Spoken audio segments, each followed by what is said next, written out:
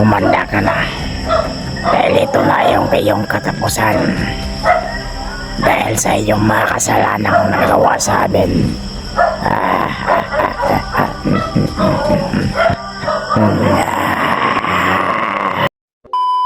Ang iniisip mo yun? Ang isip mo, si Commander Bagnot ba? Alam mo ba yung nakikita mo yun sa unahan? Yung may ilaw sa unahan, puntahan mo. Puntahan mo. Maya-maya muna. Sige, Commander. Palipasin natin ng mga sandali lang muna. Mag-relax muna na tayo, Commander. Pinuntahan mo na may tao, wala. Parang meron. Meron tao. Oo. Sigurado talaga yung bahay ng hunter na yan. Sigurado, Commander. Bahay ng isang hunter na yan, mga ayok na yan. Maya-maya muna. Relax muna Kailangan natin tayo, ang mahanap Commander. ng timpo. Pupuntahan natin yung bahay na yan, yung may ilaw. Oo, Commander. Pero sabihin mo sa akin ha, na papuntahan mo yung bahay na yan. Sige, Commander. Sabihin mo sa akin niya, yung bahay niya ng hunter ng may bandaan sa ulo, sabihin mo sa akin, kilulusopin natin agad. Oo, Commander. Arreglado, Commander. Babalikan mo ako dito, ako maghihintay mo dito dahil magpapahinga muna ako. Sige, Commander. Dahil nakakaiba yung katawan ko at uminit yung katawan ko. Kailangan ko din na sapat ng lakas. At tatawagan ko si Commander Bagnot ngayon. Kumalma ka muna, Commander. Oo. Paano malusob namin yung bahay ng hunter yung may dalang bandana? Ako nang bahala sa kanila, Commander. Babalikan lang kita. Balitaan lang kita, Commander. Oo. Dito ako maghihintay. Sige, Dahil Commander. dito ako rin hihintayin yung mga tauhan ko. Magpakipahinga ka muna, Commander. Pinadala ni Commander Bagnot. Kung yan ang bahay ng hunter na yan, balik ka agad. Hihintayin kita dito. Sige, Commander. Sisiguraduhin mo na hindi ka malata sa hunter na yan. Oo, Commander. Para Alam hindi ko yun makatakas sa kanilang bahay. Sige, Commander. Magpalayo lang ako, Commander. Para natin. Para di tayo makita. Gagawa tayo ng parang ngayon. Yung bahay yan, dyan, yung dalawa magkapit bahay. Parang hunter yan, nakatira dyan. Iwan ko kung sino yung isa. Pero kung magaling yan ang isa, dadamay talaga yan. Hindi damay natin yan. Kahit walang kasalanan na damay natin dahil Pahinga muna ako dito dahil wala akong matulog na ayos. Dahil matulog sa ka, aking Commander. pag-aalito na bawat paligid dahil hindi lang nag-iisa nag-hunter dito sa bundok ngayon. Pero nalaman ko na din, hindi ako natatakot na. Nalaman ko na din na mga hunter ay nakababa sila ngayon lahat. Commander, dapat tumawag ka sa inyong tawan sa bundok na ipahanap si Jojo. Pero ang problema, si Jojo talaga ay nakatakas. Hindi ko nakikita yung mga upload ng mga hunter na yan. Utang hilo. Wala na yung Huwag kawala. kang masyado magpalapit doon ha. Sige, Sa bahay Commander. ng hunter na yan. Oo, Commander. Medyo Alam ko lumalayo-layo aking ka muna. ginagawa. Kung may hunter man dyan doon, magmasid ka muna bago ka lalakad patungo sa akin. Baka masundan ka. Oo, Commander. Hintayin natin na makatulog sila ng maayos dyan. Mahimbing. Papasukin natin agad yan. Okay, Commander. Yung bahay nila. Kailangan natin na yung baril naman nakahanda na yan. Oo, Commander. Pulpak na yung bala niya. Mataas ang baril din na ako, Commander. Mag-iingat ka doon. Sige, Commander. Kung sino man yung madaanan mo, patayin mo yan. Sige, Commander. Kahit civilian, Commander. Patayin ko. Magtanong sa'yo kung sino ka. Oo, Wala Commander. na ka ng pakialam. Sabihin mo, patayin mo agad. Wala na masyadong tanong, Commander. Patayin natin yan.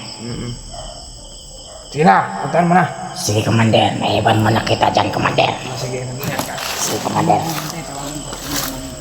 Sige, Commander.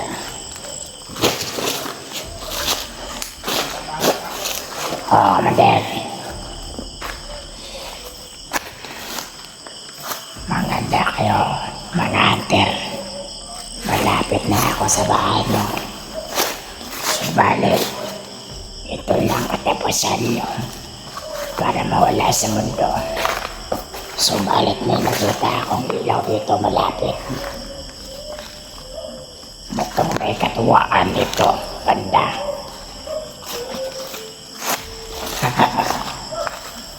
Commander Julius ay nagpahinga muna sa kanyang ginagawa. Baka ito na ang bahay ng Hunter. Ito na yata.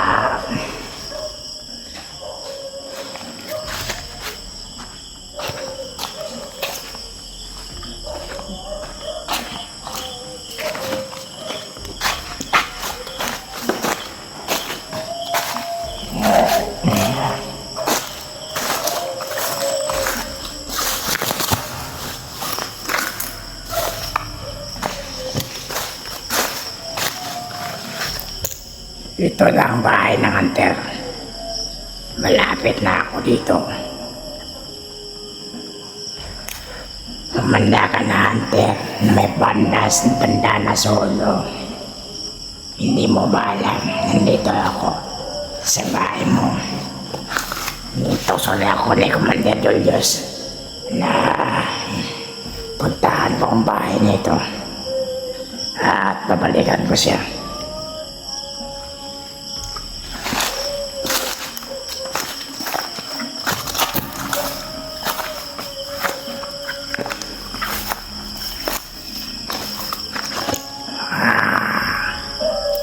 Baka ito na yata ang bahay ng Hunter.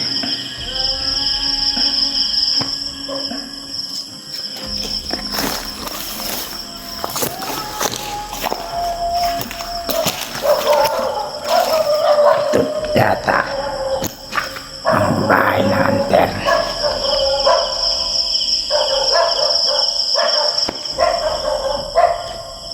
Umanda ka na, Hunter. Subalit nandito na kami sa bahay mo. Ayaw ka. Tatandaan mo yan.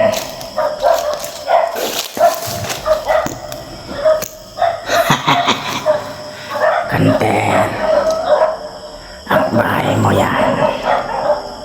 Kitang-kita na namin ang bahay mo, Hunter. Hayop ka. Subalit mainit yung aking katawan dito sa banda. Mainit yung aking katawan.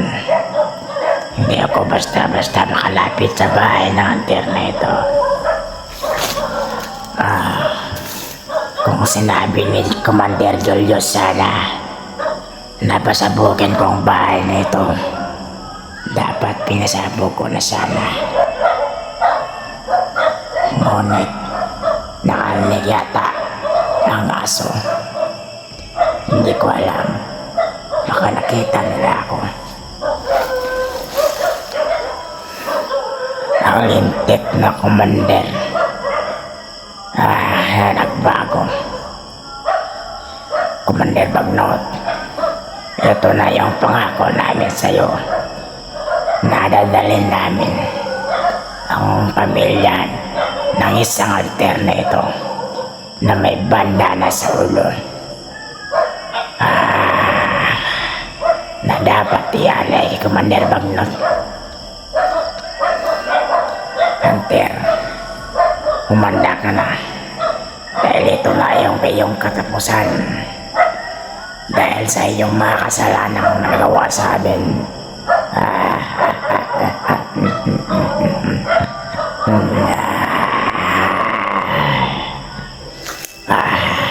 Ang sarap sana pasabugin ang bahay ng Hunter ito. Ngunit may tao. Dinaasan may taong isa.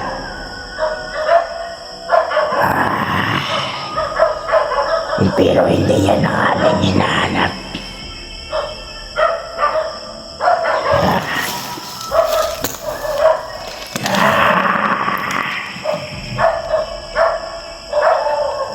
Bahay ng Hunter na yan.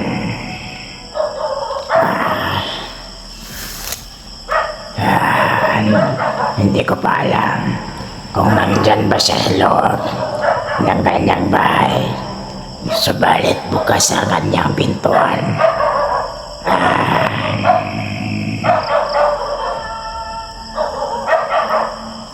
Hunter na ito. masyadong pasaway sa kanyang buhay. Galit na galit yata ang isang hunter na ito kapag nakuha namin ang kanyang makina. Ngunit may kumanta sa kanyang bahay. Hindi ko alam kung sinong tao na yan ang nandyan. Subalit, nakita yata ako ng aso ng hunter na ito.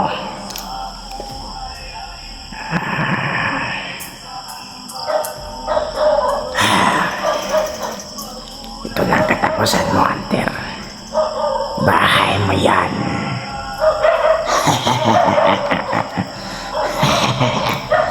Malaking pera to.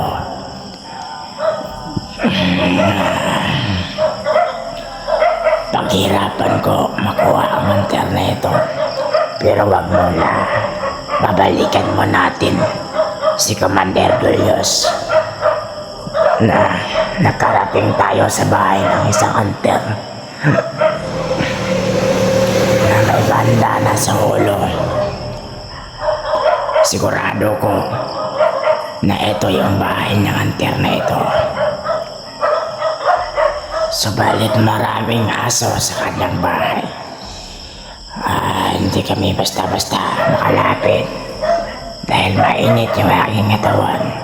Dito pa lang mainit na.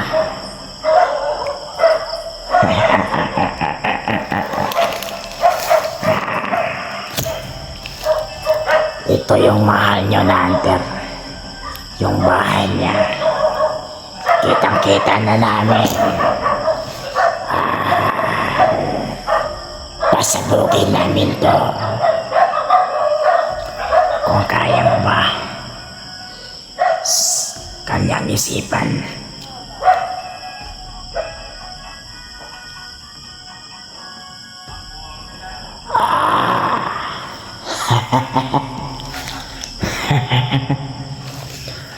Commander Julius, ito na ang pangako mo kay Commander Bagnot. Isang bahay na hunter.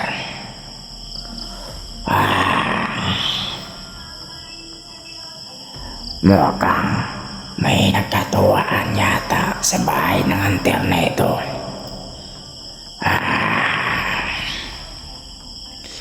Baka di dyan pa.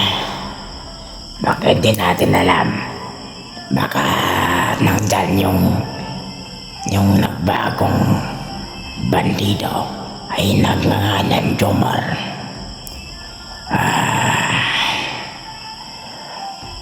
Hindi natin alam, baka nandyan siya natutulog. Gagapangin natin si Jomar. Puputulin natin ang kanyang ulo. Subalit walang silbing tao na yun, yung putang inang yan. Nag-traidor pa. Ginawa niya pang magbagong buhay ng hayop na yan. Grabing pinagsabahan ni Commander Bagnot sa kanyang pamilya.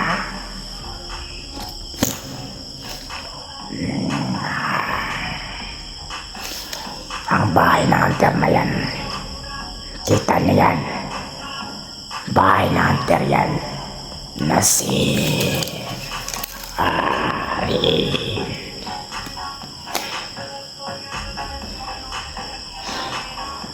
Kung maaari sana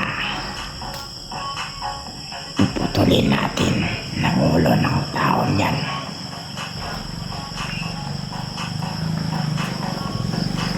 Subalit bumalik ang aking lakas dahil may pinatay ako ng isang sibilyan na dumaan kanina at tinapon ko ang kanyang katawan sa ilog. Kaya nyo yan.